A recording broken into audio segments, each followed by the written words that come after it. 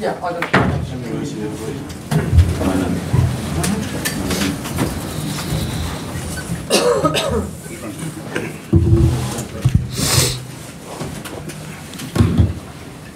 Hey mate, how you going?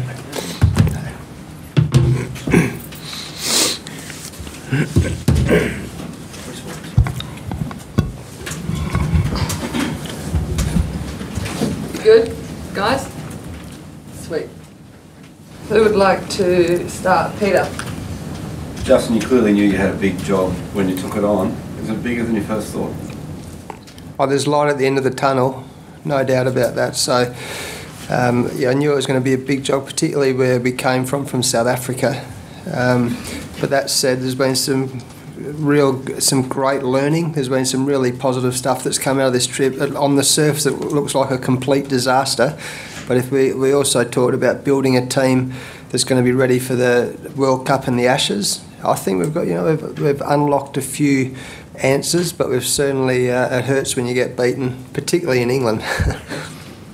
What's disappointed you the most, given that you have not won a game, and there's been a few guys who really haven't performed at all?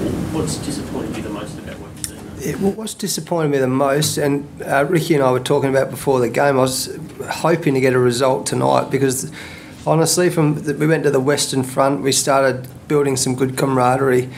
Then the guys have worked so hard. I mean, to be fair, they've worked, but we've been beaten by a very, very good cricket team. So what's disappointed me most that the guys have worked hard. It's a very, very young bowling attack, particularly, and we haven't taken any results away. So they'll probably feel that they haven't been rewarded for all the hard work they've been doing. So that probably disappoints me the most, I think. Becca? Just in the struggles against spin have kind of reared their head against tonight, and that must be really kind of frustrating for, it seems to be every match the middle order kind of. Yeah, it is. I mean, we've talked about this for a long time in Australian cricket, that I think we've won in India once in 45 years, is that right, Pete? Or in a series? It's been a long time. So, and to be fair, Moen, Rashid have bowled very, very well, but we've got to get better at it. There's no doubt about that. We're aware of it. The thing about it in Australia, it's so different. Playing spin in Australia is so different than playing in other parts of the world. So we've got to make sure that we can give some of our young guys experience. We go to India for an Australian A tour in a few weeks' time, or a few months, or a month or so's time. The only way to learn how to do it is to actually do it, and we're very aware of it. We're not shying away from it. Again, I've got great respect for the England team and their spinners. This trio, I think Moen's bowled really well, Rashid's bowled brilliantly. England have played brilliantly. As I say, I've got great respect for the way they're playing in all their cricket, and they've certainly shown a lot of our young guys what you have to do to be successful at international cricket. I can't believe I'm even saying that. When you have a tour like this where the results have been so bad, for young players, their first experience of playing in England, I guess they can go one of two ways. How do you kind of make sure that it's not the kind of scarring way that they don't come back here next time and only are fearful of what's happening? Yeah, good question. I was talking to BBC Somerset this morning actually, and we talking about it's been a tough tour. I remember my very first Test match against the West Indies, and it was pretty horrific actually. It was pretty scary. You face four fast West Indians, and you're a skinny little kid, and it's pretty scary. And I remember David Boone saying to me at one point, mate, Test cricket will never ever get tougher than this. And I thought he was just being nice to me. But actually it's so true, and I've told my first Test story. I honestly reckon in corporate speaking I would have told it at least 500 times. So I learnt something from it, and I got better for it, and I'll tell you what, I was tougher for the experience. And when we, like Trent Bridge, for our young blokes to get hit for 480 something, it does not get tougher than that, and we've seen that throughout. So hopefully it'll actually add some layers to their character rather than adding scars to their character. That might say something more about you than the situation.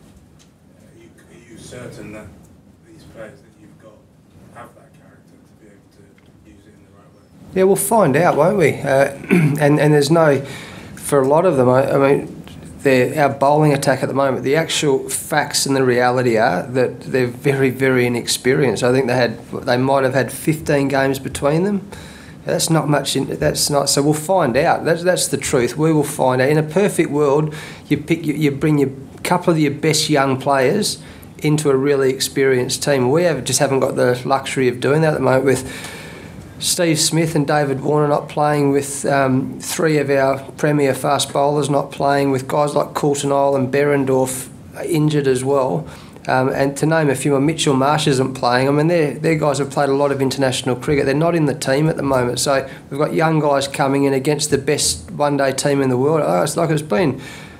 I've been absolutely blown away by how well England are playing. But they've got 900 games between them, 880 games between them. They're all in good form. They're at the peak of their powers right now, and we've come up against them. So a few of the boys have walked into the jungle, and we'll see how they go over the next, not just the next 6 months, but over the next 2 or 3 or 10 years. They might be telling the story of going for 480 in 30 years and making plenty of cash out of it. Mel, then Ross. Justin, obviously you talk about England being that kind of side now, but have you sort of watched some of the ways that they've perhaps constructed innings or paced them that perhaps Australia haven't been doing? Is that something you've been looking at? Yeah, there's so many people talking about that, about our style of play at the moment. But again, when I started playing Test cricket, I could not hit them off the square, right? I hit him to third man, and I hit him to fine leg, and I didn't have much else. But by the end of my career, I'd come out and I'd be swinging, I'd be playing cover drives and pull shots and hitting the spinners over the... My point of that is that we talk about England now, and they are these guys who are playing brilliant cricket. They're confident. They're scoring hundreds, and they've been together for a long time. So they've got a core team together, and it's like, they take confidence out of that. At the moment, we haven't got that. And what I do know is that we will learn lessons from how England are playing at the moment. But it's hard to compare us because we're at such a different stage of our journey, if you like, because we're so young in terms of games to where they are. But we'll learn a lot of stuff. I thought they fielded brilliantly. I thought their running between the wickets was unbelievable. They ran us ragged. Their running between was brilliant. They fielded well. They were fearless with the bat, and their spinners bowled really well as well. So it's great. But that's where they're at right at the moment. We've also had a lot of success for a very long period in Australian cricket, in one-day cricket. So we'll learn a bit from England, and we'll learn a lot from what we've done well in the past, I reckon. Justin, there's about 22 games, I think, in one-day cricket to the World Cup. Does Australia have enough time to learn that, to get that core group that you're talking about? Well, again, if you bring back... If Steve Smith and David Warner and Mitchell Marsh and Pat Cummins and Josh Hazlewood and Mitchell Stark come back in, all of a sudden you've probably got 800 games experience again. So that all of a sudden we've got a lot more experienced team. And then if some of these young guys who are gaining some experience here, or the guys who have taken it up, I mean, Sean Marsh in the one-day series, he scored 200s. Ashton Agar, I think, has been really good with the ball, and he's shown a lot with the bat.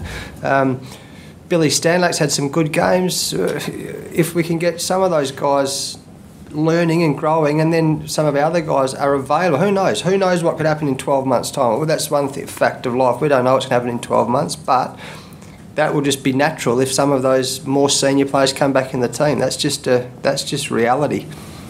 Ross. Justin, you mentioned the Australia A Tour. That obviously takes on significance now, given the bulk of the Test batsmen, particularly in that.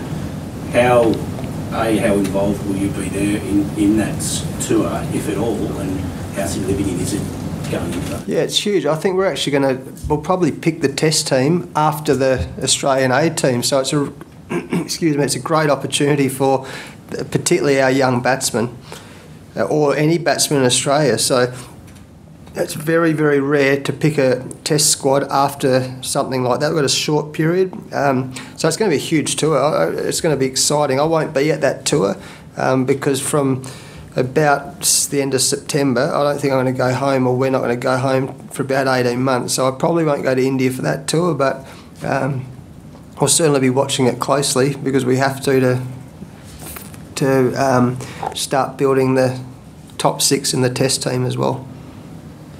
Thanks, guys. Thank you. Having covered all your games this tour, thanks very much for all your cooperation and good luck, Kate, whatever you decide to do next. Thanks, George. Cheers.